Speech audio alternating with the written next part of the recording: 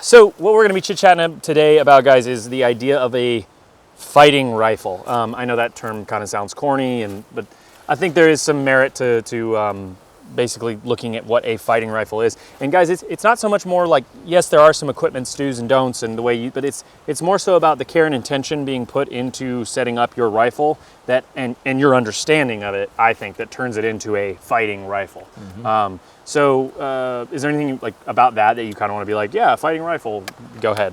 I mean, I'm the gun guy in my family and most of my friend groups, so I get the question a lot like, hey man, what kind of gun should I get? And it's like, I don't know. What do you want it for? Yeah. What's the purpose? It's a hard. That's where I start. That's the first place I start. And here's the reality of it too. Like a lot of guys that have nice guns like we have in front of us, they'll think you're lesser than if your AR isn't set up like this. And I don't think that. Here's what I think. You might have a false sense of reality about your rifle if you think that you're going to put $100 optic on it and, you know, bright red crap that's super cheap, and you're like, man, I built this thing for like $500 and it's tricked out. Yeah. You probably just have a little bit of a false sense of security of that. If it's just for going to the range and shooting targets every once in a while, and you do not care about having a rifle you can depend on, and that's your use, that's totally fine. I don't really hold that against people. What is kind of a pet peeve is when people build something that's cheap and crappy and they're not aware of it. Yeah, I've had that a lot where I'll go to the range with somebody and I'll have, for instance, my BCM, and they've bought a Palmetto State, and they ask me how much it is. I give them like a relative price, and they're like, oh, mine was only 500. And I'm like, you know, I'm not going to call them a poor, you know, I'm not going to be rude, but it's like, well, buddy, like, I put this thing through a lot, you know, you might not do that to yours, and that's fine. Like one of my first ARs was a PSA upper. It's fine. Yep. And, you know, I pretty quickly kind of graduated away from that. Yep. But everybody needs a starting place. There's nothing wrong with that. Yeah. It's totally fine. It's just about understanding it, right? And there's certain things that I will kind of share with you guys that I have some budget stuff on my guns that I don't think is a problem, but there are certain budget things that I don't want to cheap out on. Mm-hmm. Okay, so rolling right into it, one of the first things that we're going to talk about is basically the skeleton of the rifle, the frame, right? The foundation. And there's some things that I think, there's two big ones that come to mind, and caliber and barrel length. Yeah. Now, everything that we got in front of us is 5.56.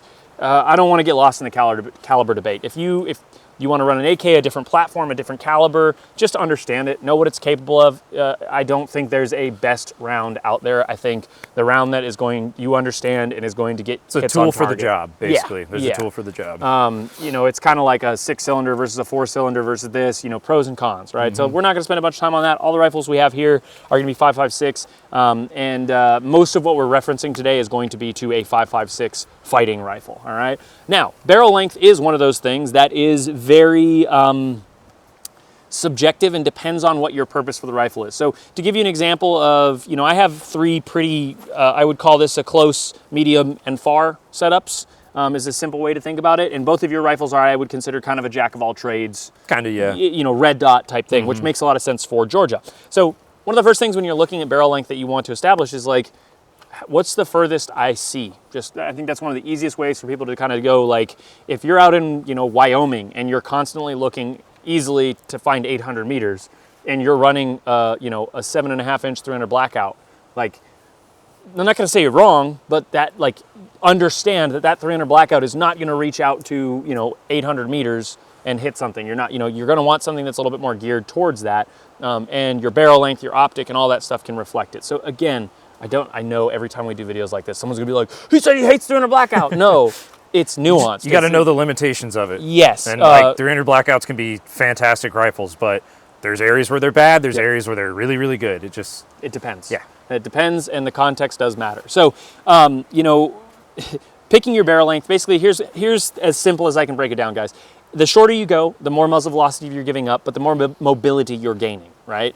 There's other nuanced pros and cons like rail space and all that crap, but basically, you know, if you're really concerned about dominating at the maximum effective range of that caliber, of that 5.56, then, you know, run an 18-inch or a 20-inch barrel and you'll get the most powder burn, the most muzzle velocity, the best accuracy, run 77 grain ammunition, and the 5.56 will do great. It's a versatile round.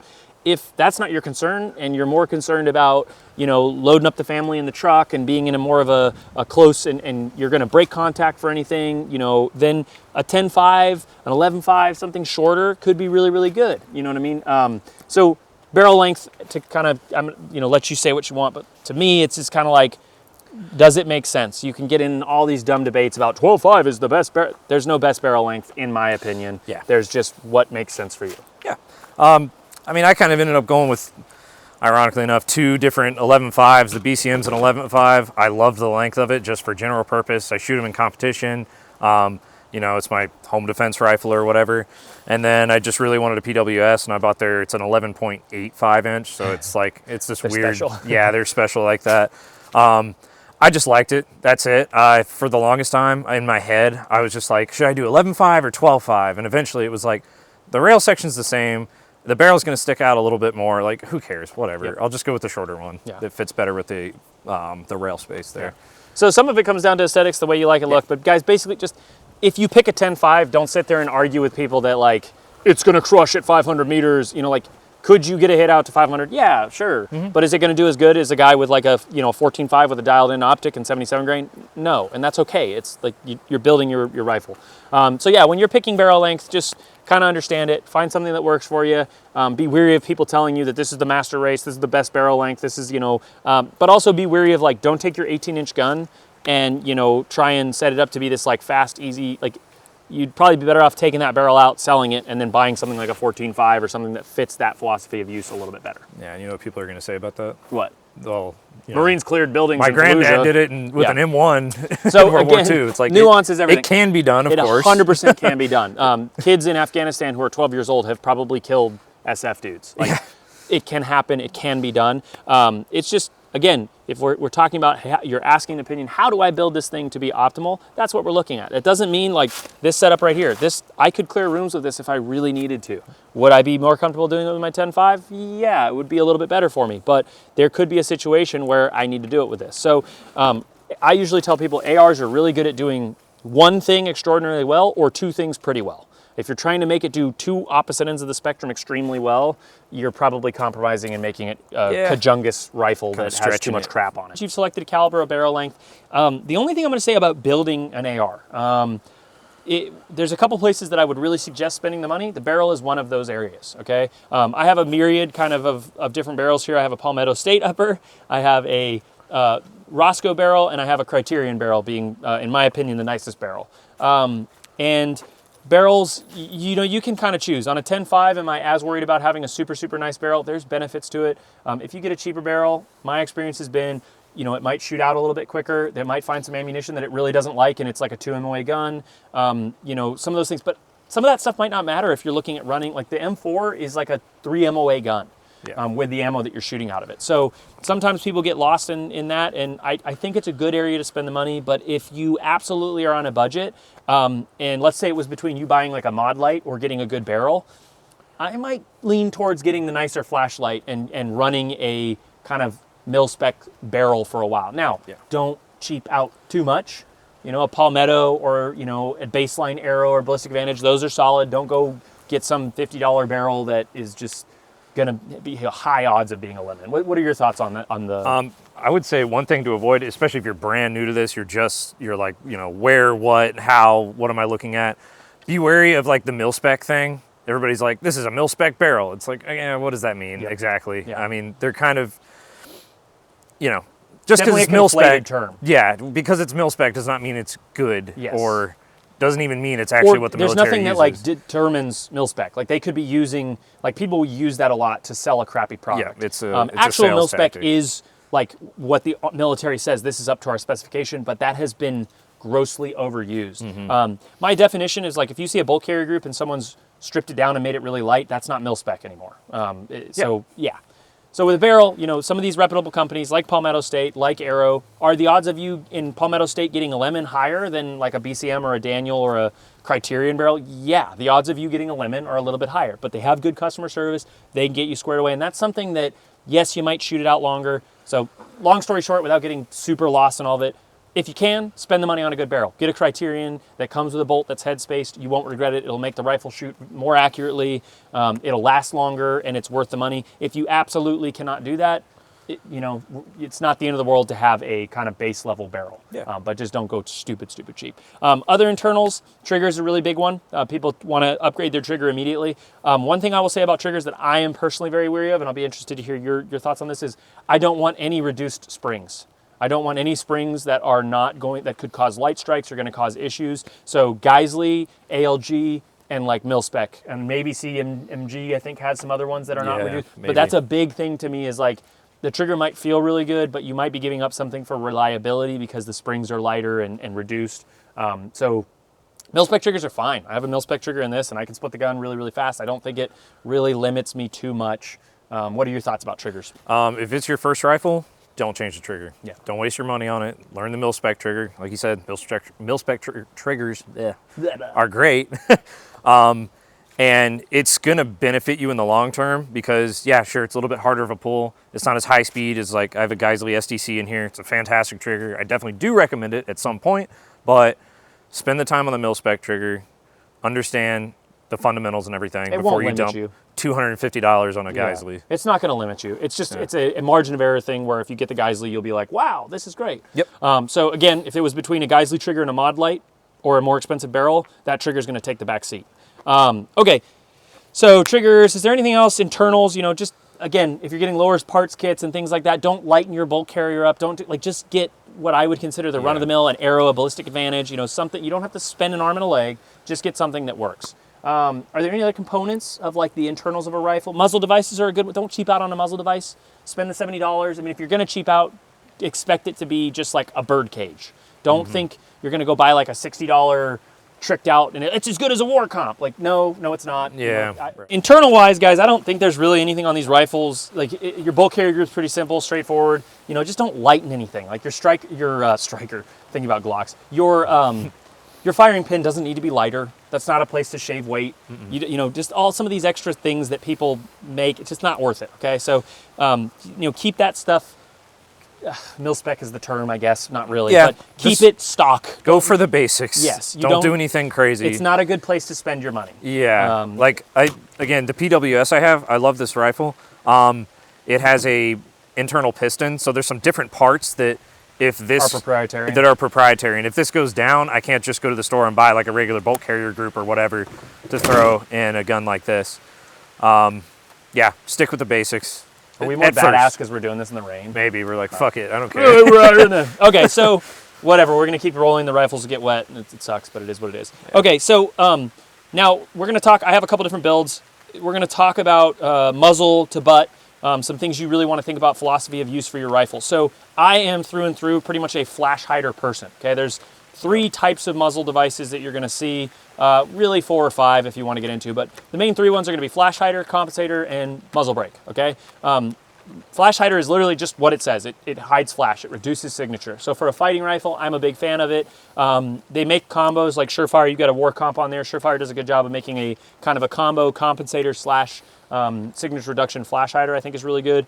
For me personally, I don't like putting any crazy muzzle brakes or anything on my rifles because I want to be controlling recoil. I want to be the shooter that's held to that high accountability, but that's not for everybody. Maybe you do want to have a muzzle brake on there. Just keep in mind, like muzzle brakes, if Ryan's standing next to me and I start shooting, he's going to hate me.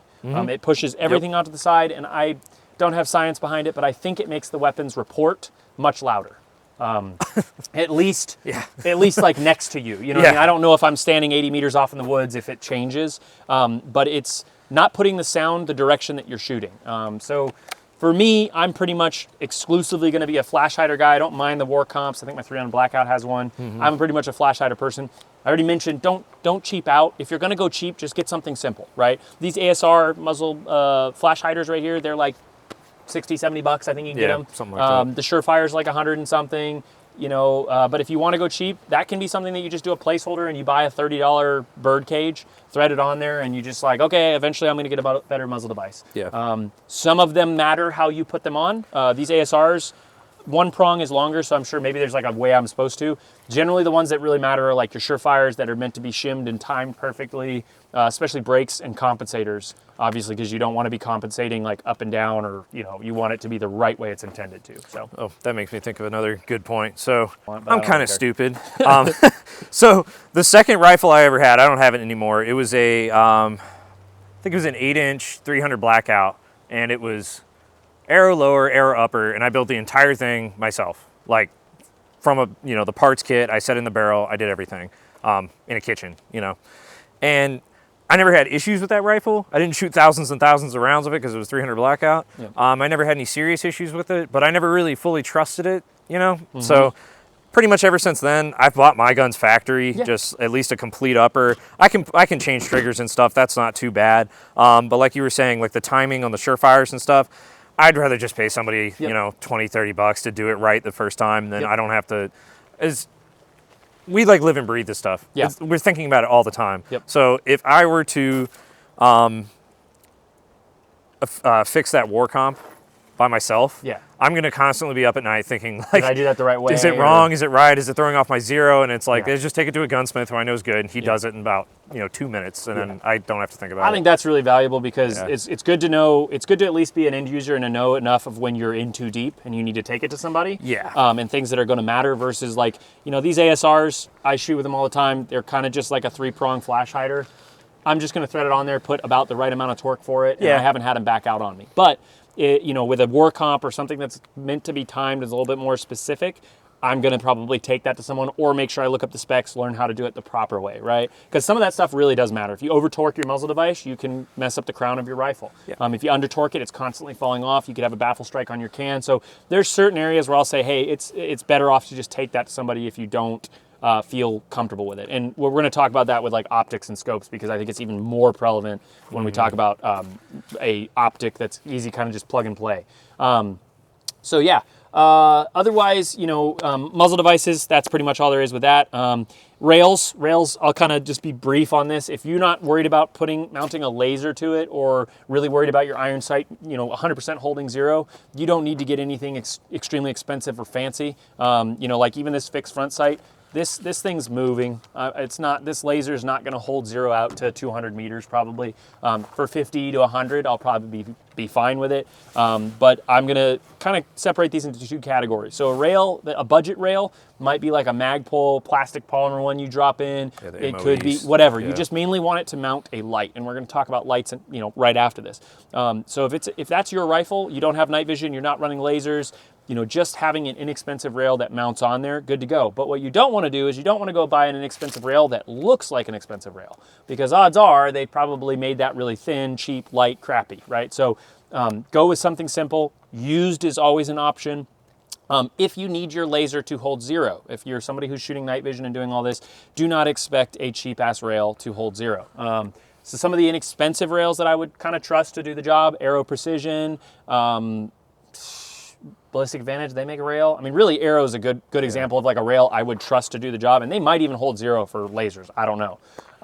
But then there's going to be that next tier up that's going to be like your Bravo companies, your Midwest Industries, and then there's kind of like one more top tier of that, which is going to be like Daniel Defense is really excited about their rail, Geisley's really excited about their rail. LMT's like super, So you can, just scale that, put the money where you think that it works for you, and, just don't expect your $100 rail not to back out or hold 0, right? That's kind of important. Anything to add on rails? If you're on a budget, don't run a laser, because if you're really on a budget, you probably shouldn't be buying night vision, anyway. And then you don't really need a laser. So there you go. Yeah. If you're on a budget, like a fixed front sight post like this is still, to me, a very solid, like easy setup. Your iron sight is fixed to your barrel, so you don't have to zero your iron sight.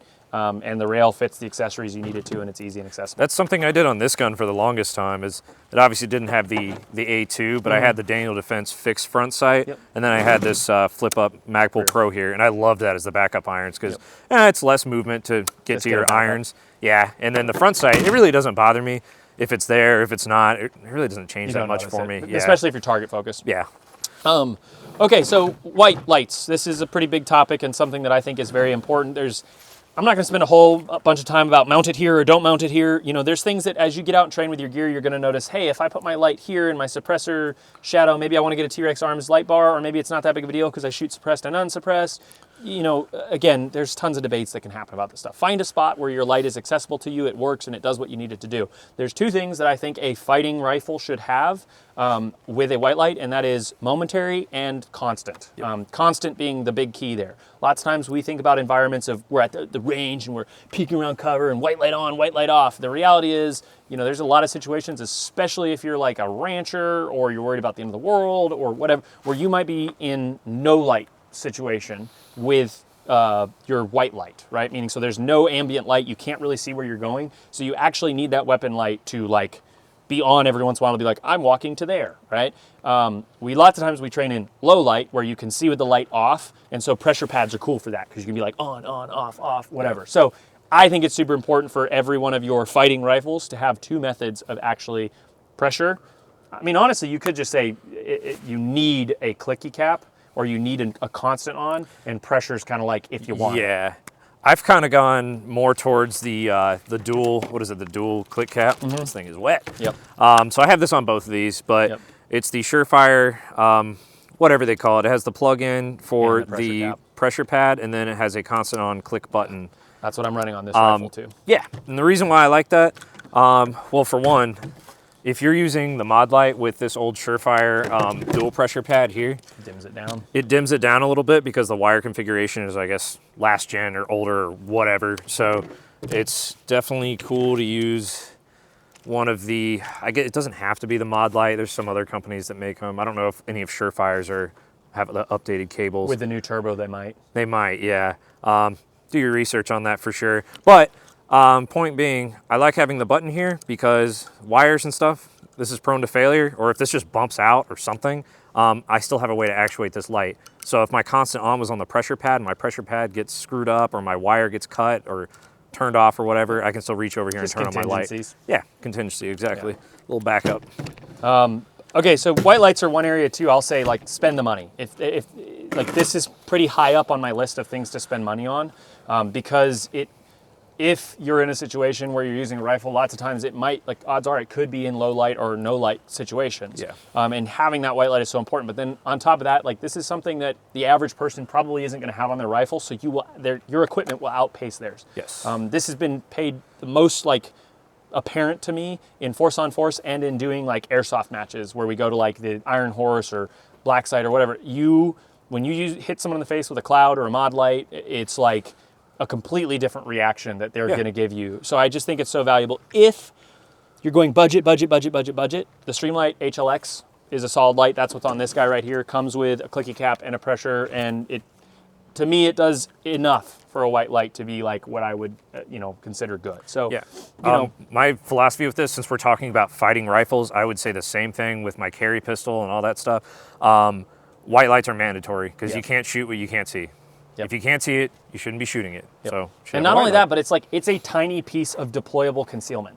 Yeah. Like white light is literally, yes, it gives you away, but at the same time, like if I walked behind a tree, you don't know exactly kind of where I'm at, and it's very disorientating. So I know there's some people that are like, oh my God, what? No, it's not. But like it literally, you put it up and it's something that will disorient the person, adjust their pupils, and then it kicks off, you know. So I just think it's super, super valuable. As far as setting it up and positioning, you know, make sure your wires aren't hanging everywhere. This is stuff you guys have probably heard before. Make sure your wires are clean and they're not getting stuck on stuff, and you can use electrical tape to you know, kind of control that and put it where you want. Put some thought into where your pressure pads are, making sure they're not NDing, you know, different things like that. The biggest topics is optics, okay? And I kind of consider optics to be like, it should match up with what your intended purpose of the rifle is. So like, if you have an intended purpose, you probably picked a barrel length for that. And then you should probably look at picking an optic that like matches that intended purpose. Now there's a little bit of room, like wiggle room and stuff. There's maybe some special jobs, like a law enforcement dude who wants to have like an LPVO on his patrol rifle. I think there's some ground to be like, you know, hey, that's not a bad idea. I still dig the Optic magnifier setup, but mainly I'm not here to tell anyone what they should or should not run on their rifle. But if I see somebody with like a 2-to-10 scope on like a 10.5, I'm gonna be like, hey dude, barrels are not that expensive. Like, go get a different barrel and a rail. You know, you spent the money on an optic, you know, so you just want these things to kind of jive, all right? Let's say 12.5 to like, I mean, even maybe 11.5, but let's say like 12.5 to 18 inch is that sweet spot where you could run like an LPVO, you could run an ACOG, you could run a red dot, you know, they're like, it's kind of that jack of all trades style. So for me, when I'm running a red dot type sight, and I'm going to split these basically into two categories, kind of three, but there's going to be scopes and red dots, right? I'm a big fan of magnified red dots. I think having a magnifier is an awesome option because you can pop it off, take it on. I've got this knockoff riser, Wilcox riser, where I can pop my magnifier on and off. The normal riser obviously has that ability too. I think that's a really cool kind of flexible thing. Now, so let's talk about maybe the biggest split decision you're going to have is, do I get a scope or do I get a red dot? Okay, that's probably one of the two biggest dividing factors in optics. First of all, in my opinion, there is no such thing as a budget scope. There just isn't. It's not going to do what you want it to do. All right. I know some of you are screaming at me, I got primary arm, this thing, like, I get it. Okay. I would very strongly suggest to people, like, make sure you put aside the right amount of money for a scope, okay? Now, there's two kind of different lines of thought for scope. There's basically fixed power, which can be like your ACOGs and some of your prism optics, and then there's gonna be like your adjustable like scope, right, that mounts with the rings. By far, the most setup intensive and shooter required optic is going to be a scope like this, and that includes LPVOs. I'm sorry guys, but like, it's a 2-to-10, it's a 3-to-9, it's an LPVO. That is going to be the most inducive for you to understand how to level your scope, how to install it. So if you suck at that, take it to a gunsmith. Yep. All that stuff really matters.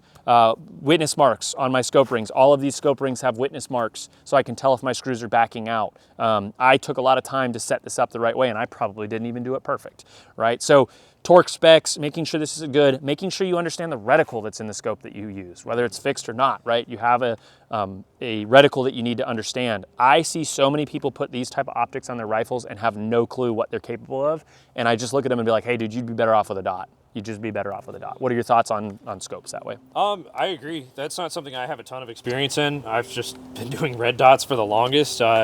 Eventually, I had an LPVO on this one for a little bit. It was a 1-to-4 Steiner P4XI.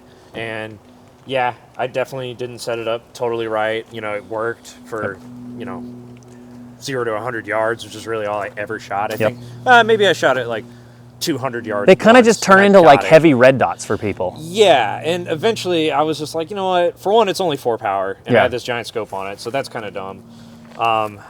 So I ended up switching to the EOTech with the magnifier combo there. But yeah, it's definitely a whole different world of understanding things. Yeah. And to people that have them, if they know and they've put the time in there, I know people that shoot them very well. I am not against it, but I think that's not just to say you should avoid it. Just if you get that, take take the time, take a class, do a lot of research, do all the stuff you need to do to be proficient. And test yourself with it. Yeah. Make sure you're able to use it. So, you know, that being said, guys, if you're going to set up a rifle and you want it to be trustworthy in a fighting rifle, don't cheap out on scope rings, don't cheap out on the scope. When I say this is probably a what I would call in between budget and an okay scope, this is a Viper PST 2-10. So this is an $850, $900 scope. The mount's a Bobro, so that's like another $150. And then I have a Vortex red dot sitting on the top of it. So, you know, this is a close to a $1,200-ish optic setup by the time it's all said and done, right? And red dots, we're going to talk about that. That's not the case. You don't need to spend that much money to get into a good red dot. So fixed versus this.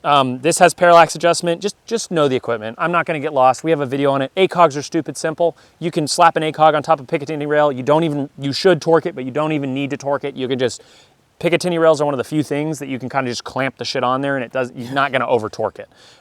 So if you want something kind of simple but you want magnified, I would look at getting an ACOG with like a backup dot on top of it, or, you know, something along those lines. All right. And obviously barrel length, you know, matters. I don't think an ACOG is going to, I would put an ACOG on an 11.5, but I probably wouldn't slap it on anything shorter than an 11.5. Yeah. Okay. Red dots. Let's switch aisles over to red dots. Obviously, there's a difference between EOTechs, aim points. You're actually a perfect example because you have an aim point EOTech. I have a Holosun and a EOTech. There's plenty of pros and cons to EOTech versus aim point, riser height, whatever, okay? Here's a couple things that I'm concerned about when people are mounting red dots on their guns. First of all, they're immensely much more simple to understand, okay? You can go out, you put the optic on there. Like I said, if you're mounting it to a Picatinny rail, you're using a normal rail mount. You know, making sure you mount it the right way, making sure you get it secure on the Picatinny rail. And really the biggest thing with red dots, whichever one you choose, is understanding your battery life, understanding you need to go get a zero. You need to confirm zero. This is something that we don't do a lot with red dots, but, you know, we zero it and we're like, okay, 50 meters, I'm good to go. Do you understand your zero? Do you understand a rising branch zero and a falling branch zero? You know, knowing these rifles is what makes them fighting rifles, right? Picking the right equipment is just a small portion of it, right? But knowing your rifle, I much more fear the dude who has a, you know, $1,000 rifle that has gone out to the range and confirmed it out, knows what's a point target for him, knows what's an area target for him, understands everything, every dimension of his rifle.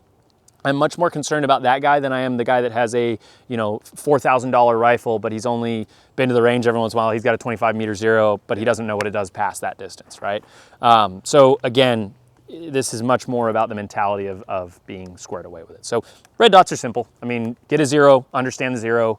I'll talk a little bit about Holosun, but I'll let you say your piece on red dots that way. Okay. I was going to say, you're about to make the Knights cult really angry with that.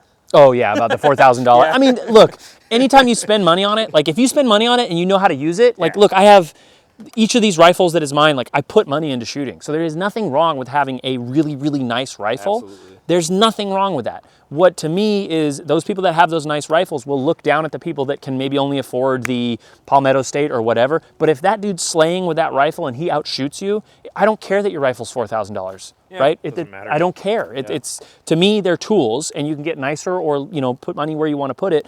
And also, to be fair, like if you want to buy a $5,000 rifle, $4,000 rifle and suck with it, like it's America, more power to you.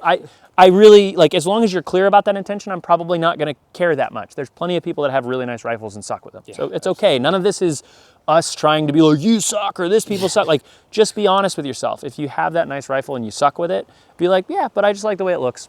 Okay, cool. Yeah, totally fine. Yeah.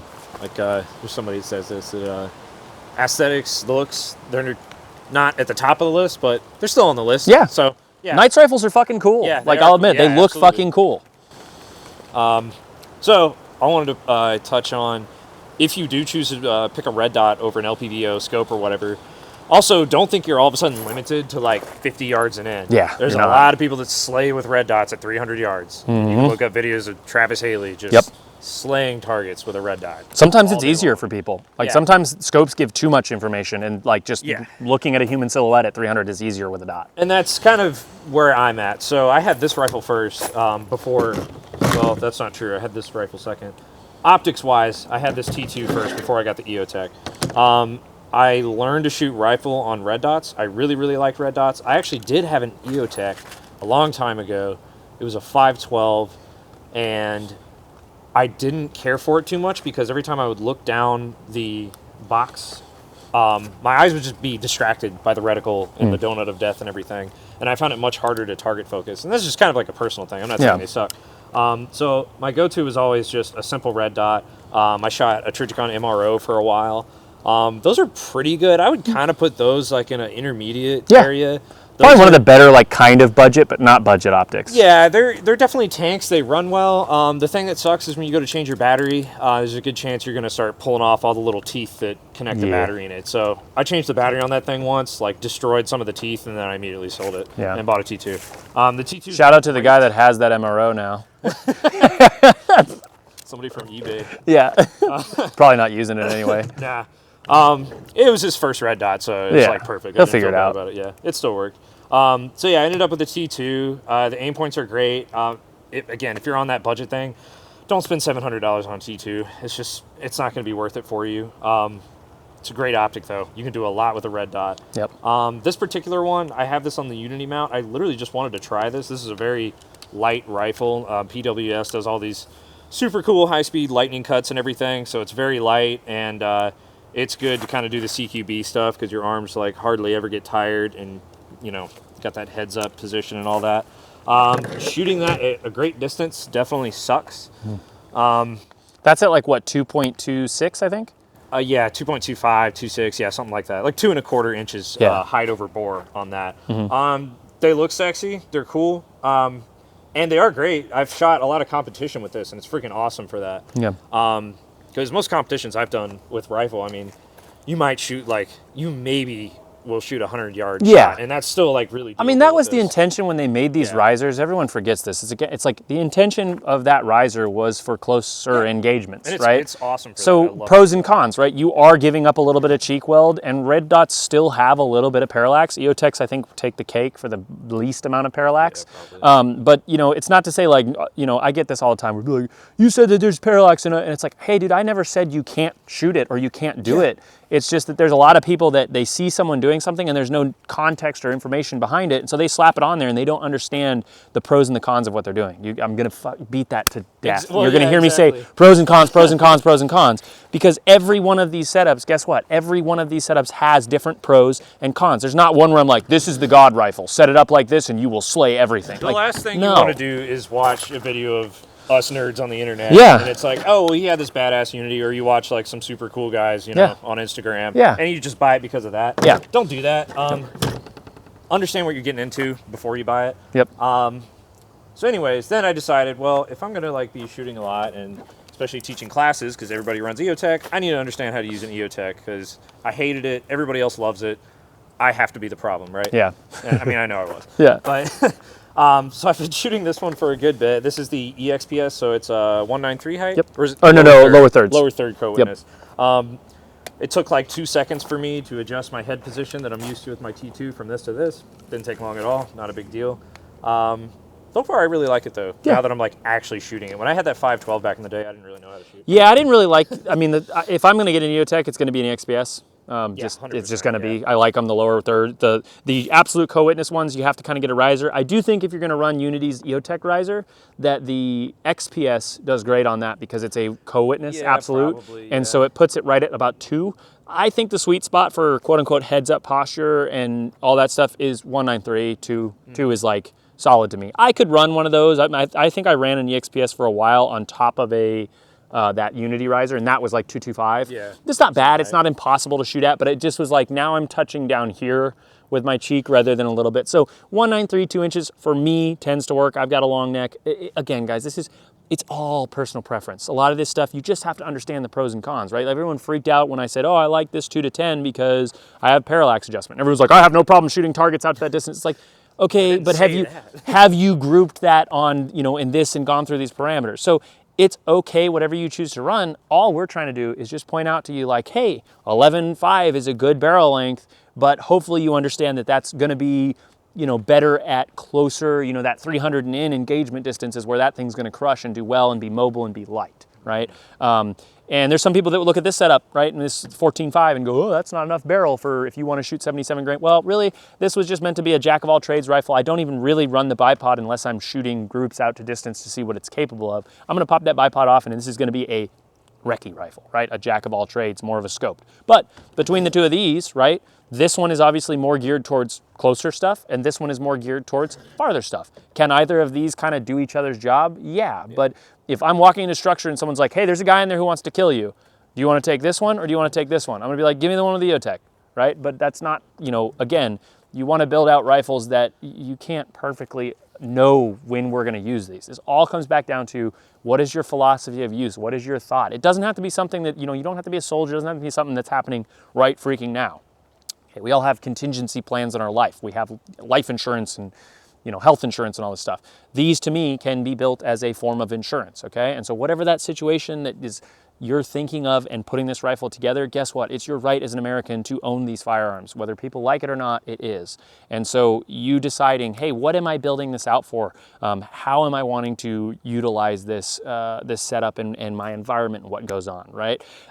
So yeah, I mean, that's kind of my 2 cents on building a fighting rifle. The last thing we're gonna kind of talk about is Loctiting and zeroing and how important that is. I mentioned zeroing a little bit, but guys, there's nothing I'm going to say this needs to be Loctite or this doesn't need to be Loctited. I can tell you things that I've had back out on me, but it kind of depends optic to optic. Like I've never had the screw come loose on this Reptilla mount. I've never had I didn't Loctite them. A lot of things come with enough Loctite on them to do the case or to do the trick. And so there's certain things, if I have them back out, I'll Loctite them. But a lot of times it's that you didn't torque it enough or you can over torque stuff. So a torque wrench is a good investment to have, especially for a lot of these different parts. But I will admit, I don't torque a lot of my stuff. Scope rings are the one thing that I've kind of found through the years where it should be. It's not perfect, but I'm also not shooting this thing out at like PRS matches. I have not yet invested in one of the tiny little Torx bit. I have a big torque wrench for when I'm putting these things together. It's a good investment. You should get a Torx, especially, oh my God, handgun optics. You should have a torque. Like that's one area where it's like, if you don't know roughly what the window of what it feels like is, get a Torx thing. And I also don't get mad if my optic fails, like my USPSA gun, and something goes wrong with it. I'm not gonna get mad because it's like, well, I didn't use a torque wrench, so I don't know exactly where it's at. You know what I mean? I just kind of got in the window there. So yeah, if something comes loose, a screw comes loose and it's constantly coming loose to you and you tighten it, doesn't matter how much tight, you get Loctite on it, right? Same thing with holsters or any equipment or anything that you have. I would highly recommend, like now that I'm saying this, I'm gonna go on Amazon and order one because I'm judging myself really hard right now. Get a little Torx limiter bit that like for little screws and things like this. It'll help your guess be correct, right? All I'm going with off a lot of these things is like, actually, I think I set this up when I was up at T-Rex. So this one actually probably did get torqued, but like a lot of other things, when I'm putting them on there, I'm not torquing them. So I think it's a valuable thing to understand, especially with handgun optics. Oh my gosh, that's super important. Yeah, definitely broken off screw heads on the Lock MOS system. Are you do you have a Torx bit or are you guilty of the same thing as me? I don't. So I'm like super heavy-handed. Yeah. So that's why like with the war comp and muzzle devices, I'm just like, let the gunsmith do it. Yep. Like, please, I will break something. Just understand the risk you're taking, right? Like I've been doing this long enough to where when I set up an optic, I have a window of what I know it feels like. Would it be better for me to go get a Torx? Absolutely. Like that is something I don't want this to be a video of like, oh, the executive training group said Torx. No, like it's helpful. Get it, use it. It's better than not having it. But I know how life is sometimes. I know what, priorities and things you forget to get. So the new optic in the mail, you're excited. Yeah, you want to throw it on. Torque wrench, nah, just throw it on there. Yeah. So, for some people, like I feel like I've gotten to the point now where I'm pretty good. I understand like what's too much or too little torque, especially for like pistol optics and stuff. Yeah. But it's still something I'm going to get in the very near future, so take care of that because I think it's important. Witness marks are really good too. Witness marks will tell you a bunch about if stuff's backing out. So certain mounts and things, I will run witness marks. If I don't really have a problem with it backing out, like I have not had any problems with this getting loose on me. But if it comes loose on me and then I want to confirm it, this handgun has witness marks on like optics. Tiny screws are really where I'm like, oh, I want witness marks, or like scope rings, things that will really matter. But it's an option. I see you have old ones here that used to be there. Yeah. Certain things you'll just get a feel for what you want to witness mark. It's mainly if things come loose. That's like really crucial items that come loose. I don't really witness mark my flashlight. I just that doesn't have a torque. I'm sure it has a torque spec, but I just put it on there. There's certain things that it doesn't really matter, and then there's other things where torques it's important to not over torque or under torque grossly. Yeah, when I was like brand new to this stuff, I was super OCD about like I want to blue Loctite everything and then witness mark every last screw on my rifle and optic and everything. Eventually I just got tired of doing that. Yep. I was like, just throw it on there, and like if I'm running around the house with it, you know, empty, just playing around, I'll give it a little wiggle here. Be like, is it loose? Is it good? Yeah. And then I reconfirm my zero every once in a while. Yeah, if the torque wrench thing's a really good idea, I probably should do that. Yeah, that's just one of those things that like if we wouldn't be being honest if I sat here and told you I torque everything. Yeah. I don't. Yeah, no. I should, but I don't. So, you know, that's just food for thought for you guys of little things that you can invest in and put your money into and be good. The other thing I want to share with you guys is, you know, something might feel like this is kind of the last overarching thing is like train with your rifle. A lot of these errors and things weren't exposed to me, especially probably for you as well, until I really started to shoot. I would have a rifle that I'd be like, yeah, this is good to go. And until I went out and shot, and I mean, I went out to a class recently that had a bunch of newer folks in it, and I was reminded again of people buy this stuff and throw it on their rifles, and if you ask them, they would say, yeah, this is dependable. But they get into a class where they're firing more than 100 rounds and kind of like moving around and doing stuff, and all of a sudden their flash hider flies off, or their barrel nut comes loose, or their gas block's unstaked, so it falls out, and it's like, your rifle is done. And when you're in a real situation, there's no do-over, right? So the opportunity, once you get a rifle set up and you do things, pay attention to it, listen to it, maintain it. If things come loose, address it. Don't just be like, oh, cool, glad that didn't get dropped off in the woods, because if you're building a rifle for a time where you might be able to use it and you can't just go fix that problem, those things should be screaming at you. When something comes loose on a ruck or at an airsoft event or at the flat range or whatever, you should take those things seriously, because you should think, crap, what if that happened to me while I wasn't near tools where I could fix this, right? What if I'm in the middle of a firefight and my gas block came loose? What am I gonna do? You know what I mean? So there's certain things that I think people, if they want to kind of build that fighting rifle, they can depend on. There's certain things that they should really pay attention to and should stand out to them. Okay, well, what we're going to do, guys, is we're going to take a couple of these rifles. We're going to go through the process of actually zeroing them and getting a good solid zero, and then we take them out to, you can go to one thing I would really suggest is go to a range where you can confirm past 100 meters, right? So whatever zero you choose to use, just make sure that you don't just know what that does at your rising branch zero, that you also understand the trajectory, the max ordinate, and the falling branch of that projectile and what it's doing, so that you know, like, oh, at 300, I should be holding point of aim, point of impact. At 400, I'm gonna have to hold over a little bit. That stuff is also really crucial and important to you understanding how to implement a rifle. Cool? Yeah. That's all you got? Anything else? I don't think so. Okay, cool.